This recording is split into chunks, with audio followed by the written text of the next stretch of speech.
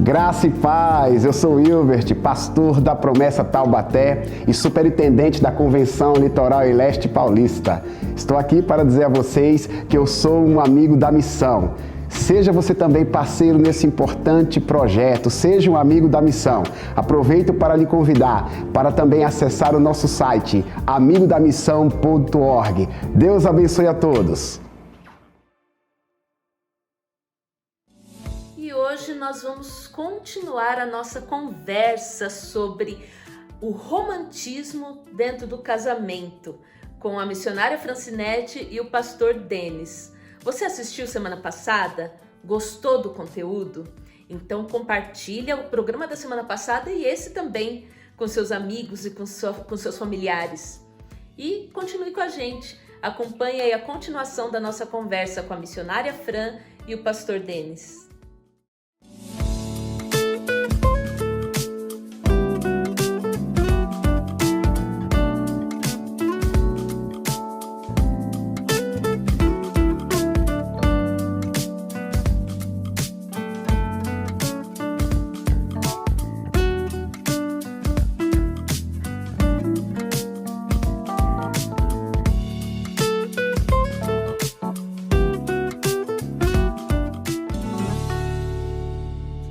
A gente namora para conhecer o outro, né? Nós namoramos para conhecer, a fase do conhecimento, né? Do conhecimento mútuo. Mas muitas vezes, a pessoa que a gente conheceu, que o outro conheceu no namoro, se torna outra totalmente diferente no casamento. Ela conhece outra pessoa no casamento, né? E muitas vezes essas pessoas que se revelam no casamento é uma pessoa controladora, né, uma pessoa agressiva, uma pessoa abusiva, né? Como identificar que o casamento, o relacionamento está se tornando um relacionamento abusivo, né?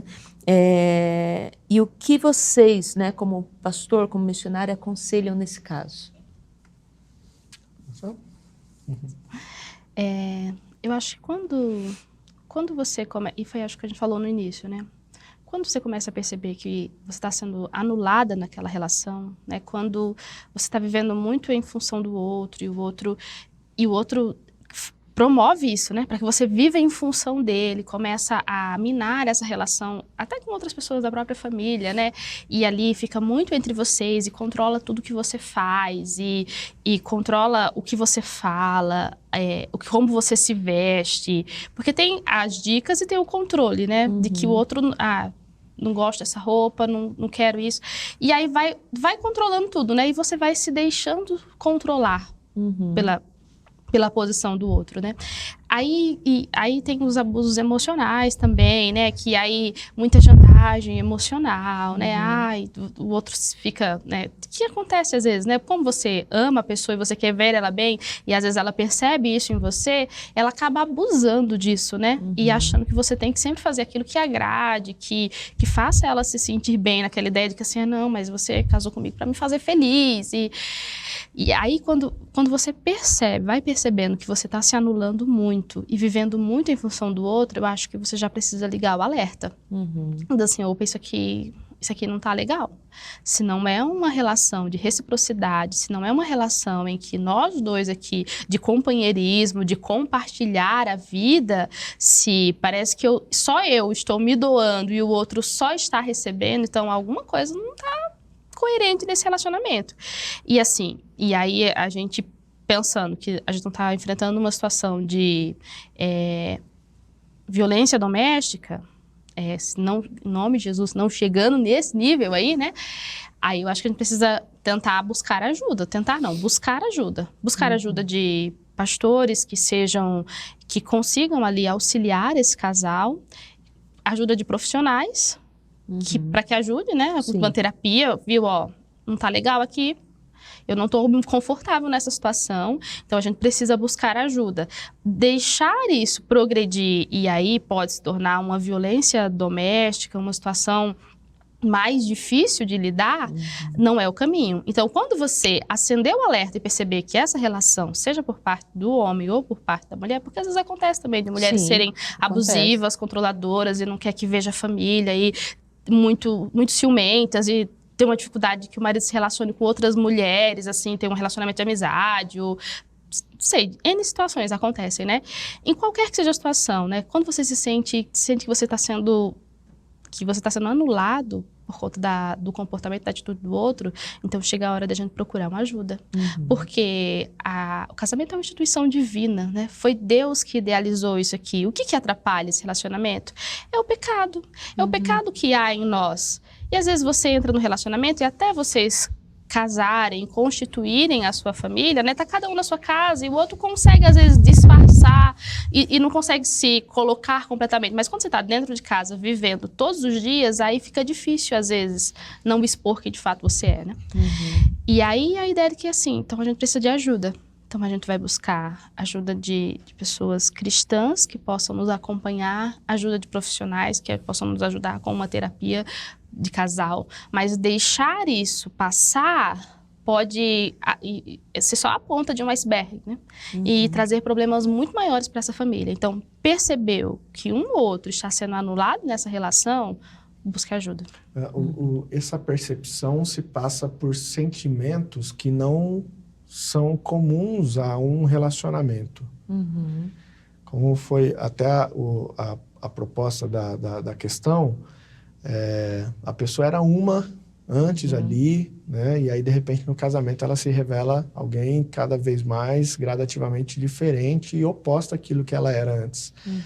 Então, você percebe através de sentimentos que não eram comuns. Medo, por exemplo, um certo receio, parece que tendo sempre que pisar em ovos em algumas situações. Essa angústia de estar perto da pessoa, você estar ali e não estar bem. Aquilo é alguma coisa indica de ruim. Como fala, algo de errado não está certo aí, né? E é uma realidade muito presente hoje. Existem muitos casos, mesmo no meio cristão, de relacionamentos abusivos, de pessoas que estão dentro do casamento, mas assim, não se sentem, o sentimento já não é prazeroso, não é bom estar perto. A Fran, ela falou da ideia de buscar ajuda, e eu diria também a ideia de uma preservação do casamento, né? E isso se passa em como ou em quem você vai buscar ajuda, porque é nessa hora que algumas pessoas acabam até se perdendo ou tomando atitudes que vão piorar ainda mais a situação. Expondo o seu casamento a outras pessoas, expondo o seu casamento no coletivo, os problemas que tem, colocando o casamento em situações muito constrangedoras, né? Ou pedindo ajuda para pessoas erradas, que vão muito mais incentivar, quem sabe, ao término, ao fim. É claro que existem níveis muito mais profundos de abuso dentro do casamento, que, de fato, o caminho é mais drástico, mais radical. Mas dependendo de um nível mais razoável que esteja esse abuso, é possível o conserto, é possível mudar, fazer com que a outra pessoa volte a entender os seus compromissos, a sua responsabilidade dentro do casamento. E quem for ajudar é fundamental nisso. É por isso que se passa pela preservação, de saber quem escolher. E essa tomada de atitude. Entender que precisa de ajuda, procure ajuda. Procure ajuda. Não tente... De repente você está tentando até algumas coisas e você não está conseguindo. Procure ajuda. Chame pessoas, amigos, próximos, que vai ser fundamental ali, não só no relacionamento abusivo, mas em conflitos próprios do casamento, né? A gente tem 9 anos e meio aí de casados. Hoje é dia... Do 13, será? Né? Bom, o programa vai ao ar no dia... 13. 15. Pronto, hoje é dia 15, pessoal. Dia 14. Dia 14. 14. Então, nós estamos há 9 anos, 6 meses e 14 dias casados. Olha que lindo. Nesses 9 anos, 6 meses e 14 dias, tivemos pessoas muito importantes, que a gente precisou que sentasse com a gente, que orasse com a gente, que dissesse, Denis, não é assim, cara. Que falasse, Fran, não é desse jeito. E nesse tempo a gente entendeu, nós aceitamos, e graças a Deus ele sempre teve a graça de Deus para que a gente conseguisse passar pelas situações e os obstáculos. Então, assim, não é só no abuso, no relacionamento abusivo, mas em todos os conflitos, ajuda e ter pessoas amigas, companheiras. Não se constranger em procurar ajuda, né? Isso. Não se constranger, mas chamar alguém que vai estar ali, que vai dizer, olha, eu vou te ajudar nisso. E depois, essa mesma pessoa celebrar com você a sua capacidade de resiliência, de você vencer os obstáculos que foram surgindo, né? Porque às vezes, dependendo do contexto familiar, a pessoa pode achar que aquele tipo de relação é normal. É verdade. Sim. Ela viveu isso, às vezes, em casa, com os pais, ela viu esse tipo de relacionamento e ela não consegue entender que aquilo não é bom, que aquilo não é o ideal de Deus para a família. Ter um relacionamento, como o Denis colocou aqui, em que eu tenho medo da outra pessoa, em que eu me sinto desconfortável, em que se a gente está em um ambiente com mais pessoas, eu fico com medo do que essa pessoa vai achar, do que eu posso falar, do que eu posso dizer, de como eu estou me comportando no meio das outras pessoas, já perdeu o sentido do que de fato é esse relacionamento, né? Eu lembro que a doutora Clarice, ela falando que essa ideia desse relacionamento conjugal é quando eu consigo me sentir, eu posso ser eu mesma com essa pessoa sem medo do que ela vai achar de mim, sem medo de como ela está me vendo, eu posso ser eu, assim, do jeito que eu sou, com as minhas manias, com as minhas dificuldades, mas eu sei que aquela pessoa, ela me entende, ela me aceita, ela me ajuda a ser uma pessoa melhor, né? A ideia do voltar para casa precisa ser bom. Voltar e estar em casa precisa ser bom, porque é aquela, né? Em casa é onde a gente tá ali, sozinho, com a outra pessoa. Isso precisa ser bom, eu não posso ter medo disso, eu não posso ficar com o coração palpitando. Quando isso acontece, é onde tem alguma coisa errada. A gente tem, o Arthur, ele já vai fazer 5 anos, né? E aí a gente sempre ensina ele, porque a gente não vai estar com ele todo o tempo, né? Então eu preciso ensinar ele a se defender. Então assim, olha, quando você estiver em um lugar em que aquilo que a pessoa falou não te fez bem, se ela teve algum toque que fez você se sentir mal, você precisa se afastar dessa pessoa e você precisa falar para a mamãe, porque não é certo isso, você não pode se sentir dessa forma. E aí eu penso que na vida conjugal, se eu estou com uma pessoa que o toque dela me dá palpitação, que a fala dela me traz medo, eu não posso ter medo do meu marido. Né? Ele não pode ter medo de mim. Precisa ser uma relação de amor, de afeto, de cuidado um para o outro, dessa reciprocidade, de companheirismo. Então, assim, se isso não está acontecendo, então busque ajuda. Deus, a gente crê no poder, e aí os dois precisam estar dispostos a isso, né? A dizer assim, olha, eu não estou feliz com isso que nós estamos vivendo, então a gente precisa buscar ajuda para que esse relacionamento ele seja restaurado. E Deus restaura. E Deus restaura. Amém. Bom, gente, a gente está chegando no finalzinho do programa, mas eu queria que vocês deixassem um conselho, né? Não só baseado na experiência de vocês como casal, mas também como pastor e missionária que já devem ter aconselhado outros casais, um conselho para que as pessoas, os casais que estão nos assistindo, mantenham aí a chama do romance, mantenham esse romance no casamento. Pode começar. Eu já dei alguns aqui. Eu acho que, assim, nesse período, né, a gente passou já por algumas igrejas na Convenção Paulista e a gente já teve que lidar com muitas situações, né, de jovens casais, de casais mais experientes. Mas o que a gente percebe, e aí é uma tecla que a gente vai voltar nela, né? É a ideia do tempo de qualidade. E a ideia também de levar esse relacionamento com mais leveza. Às vezes você é muito rígido, né? Você tem que tudo ali daquela forma, daquela maneira, né? Muito sistemático com algumas situações, com algumas coisas. E aí o relacionamento se torna uma coisa pesada, uma coisa difícil de lidar. Então, sejam leves na relação, né? Eu lembro que no início do nosso casamento, a gente lia uma revista e em uma desses artigos falava sobre a ideia de casais que sorriem junto, eles permanecem juntos. Então, sorriam juntos. Sorriam das coisas que deram errado, que não foi muito bem. Aprendam a rirem juntos, né? Um com o outro. Porque às vezes você fica tão ranzinza, né? Com o passar dos anos. Às vezes você fica tão preocupado, bitolado com tantas situações e você esquece de ter esse ambiente leve na relação. A ideia é que, às vezes, a gente sorri muito com os amigos, né? Quando você está numa roda de amigos, você dá muita risada ali com os amigos, com outras pessoas, às vezes, do trabalho. Mas no dois ali, é sorrir junto, dar risada junto, o rir um do outro, né? Esse bom humor que precisa...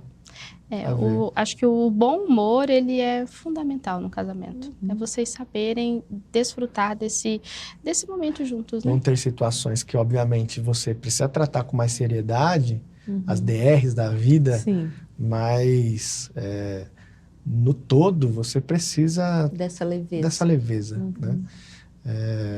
Como conselho que eu diria, eu falaria, tem uma coisa que a gente gosta muito de fazer, e aí para aqueles que já pastoreamos e agora a gente está ali nas igrejas, normalmente quando a gente vai numa casa, e aí é o primeiro contato, a gente tem algo que desde o começo a gente faz, que é chegar-se a um casal, por mais de idade que seja, e com esses é que é mais bacana, a gente sempre pergunta, viu? Como foi que vocês se conheceram? Como aconteceu? E aí a gente percebe que, às vezes, tem alguns que contam, eu conheci ela em tal lugar e tal, namoramos, casamos. Aí eu insisto, não, mas como assim? Quem olhou pra quem? Quem falou primeiro e tal? O que despertou? E aí a gente vai... O que a gente percebe, assim, é que as histórias, obviamente, são as mais diferentes possíveis. Esses dias atrás mesmo, a gente ouviu de uma irmã contando que ela estava no ônibus ali, o rapaz, ele entrou no ônibus, e aí ele ficou olhando para ela, e ela ficou incomodada, porque ele não parava de olhar para ela. Quase que ela falava, para de olhar para mim. Mas dali surgiu um casamento, eles são, graças a Deus, uma bênção lá na igreja. Mas a gente percebe que alguns casais, quando vão contando, eles acabam relembrando coisas que às vezes não trazia à memória um bom tempo. E aí aquilo, às vezes, traz um sorrisinho, às vezes traz aquele olhar, traz aquele gracejo que talvez há um tempo eles já não tinham. Então, o fato de relembrar, eu diria, conselho que eu dou, relembrem, conversem, tragam sempre à memória. Relembrar o primeiro olhar, o primeiro olhar, palpitar. Verdade. Detalhes, assim, que são muito particulares, né? Detalhes que fazem muito sentido para você. Se você, às vezes, coisas que você conta para outro, talvez outra pessoa nem ache engraçado, mas para você aquilo é muito engraçado, aquilo é muito bacana, aquilo traz sentimentos bons. Eu diria relembrar, mas eu diria também, numa questão contínua, algo que eu gosto muito de chamar de valorização. Valorizar o outro. É você olhar para o outro e entender que aquela pessoa, ela é a pessoa mais importante da sua vida. Ela é quem vai ficar com você até o final. No curso de liderança, quando a gente vai falar sobre essa ideia do relacionamento conjugal, a gente fala sobre essa valorização interna, que ela é tão intensa, tão forte, que isso acaba sendo exteriorizado. As pessoas de fora percebem, é perceptível, e você não precisa forçar isso. Você não precisa ficar toda hora elogiando a pessoa na frente dos outros para que as outras pessoas vejam isso. Não, mas as pessoas veem na forma como você trata, no respeito, na forma como você olha para a pessoa admirando ela, na forma como você está ali do lado dela e você está feliz com aquilo. Isso é uma forma de valorizar. Então, assim, valorize. A pessoa mais bonita, a pessoa mais linda é aquela que está do seu lado. A pessoa mais interessante, instigante, a pessoa que vai te fazer ter as melhores sensações físicas e da mente, da alma, está ali do seu lado. É essa pessoa. Então, valorize das mais diversas formas possíveis, elogiando, presenteando, estando ali perto, participando. Seja a pessoa como ela for, Não compare, não fique colocando outras pessoas como referenciais e aí você perdendo de vista aquela pessoa que está do seu lado. Não, valorize ela, valorize o máximo que você puder. Isso é um caminho para que você nunca perca de vista essa chama, esse amor ali do casamento. Essa ideia de evitar as comparações, né? Porque às vezes quando você compara, você acaba diminuindo o outro, né? Você acaba inferiorizando o outro, né? Então, que haja sempre de fato, essa proposta de valorização. De que eu sei assim, olha, essa é a melhor pessoa do mundo. Eu escolhi ela para casar comigo, então eu não tinha lugar melhor para estar, e uma pessoa melhor com quem eu poderia estar, senão aqui junto com ele, do meu lado. Né? A comparação, ela sempre vai ser, diria sempre, talvez, ou na sua grande maioria, vai ser sempre injusta, porque o seu cônjuge, ele vive aquela realidade que você Cada vê. realidade é uma. Cada realidade é uma, cada pessoa é um indivíduo. Então, você entender que na realidade do seu cônjuge, ele é daquele jeito, ela é daquele jeito, o corpo, a mente, a personalidade é daquele jeito porque ela tem a realidade dela. Então, dentro da realidade dela, ela é a melhor pessoa do mundo possível. Então, valorize isso, valorize. Se você fizer isso, você sempre vai estar olhando e o zoinho vai estar brilhando. E o coração vai bater mais forte. O coração palpitando. Né? As borboletas na barriga. Você não pode morrer. Colocando música sertaneja para escutar. Nossa! Coisa boa.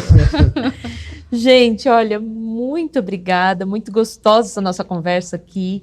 Tenho certeza, né, que vai abençoar a vida de muitos casais aí. Né? Obrigada por estarem aqui com a gente, por esse momento aqui. Deus continue abençoando, né, a vida de vocês, o casamento de vocês, a família de vocês. Amém.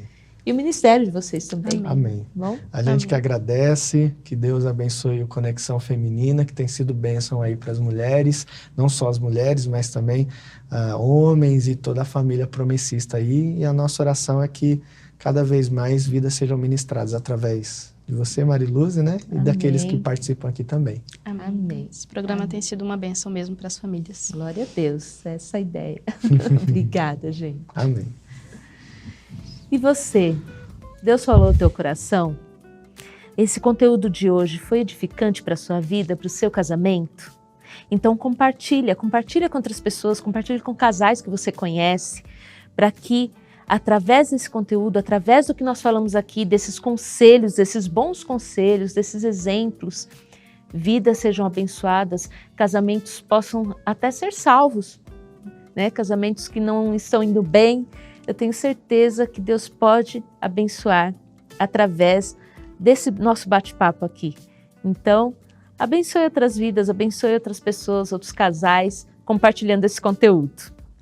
Muito obrigada por estar mais uma vez aqui com a gente. Eu quero também falar mais uma vez aqui da nossa editora, a Editora Promessa, e eu quero indicar esse livro aqui, ó, Até que a Morte os Separe, que é um livro que fala justamente, ele é baseado no livro de Cantares, fala do romance no casamento, né? Então, é mais um livro aí, uma publicação da Editora Promessa. Acesse lá o site da Editora Promessa, que você vai ver outras publicações, nossa revista O Clarim também, lições bíblicas, o Trilho do Discipulado. Você pode também adquirir combos, né, de livros com revistas, com lições, enfim. Entre lá que eu tenho certeza que vale a pena. Acesse também as nossas redes sociais, siga lá as nossas redes sociais no Facebook, no Instagram do Ministério de Mulheres. Também acesse o nosso canal no YouTube e acompanhe toda a programação da TV Viva Promessa, que, aliás, você pode também contribuir com a nossa programação, não só com o programa aqui Conexão Feminina, mas todos os outros programas da TV Viva Promessa, através do site amigosdamissão.org. Entre lá, acesse o site e saiba como que você pode contribuir. Muito obrigada, que Deus abençoe a sua vida, Deus abençoe o seu casamento, a sua família e até semana que vem.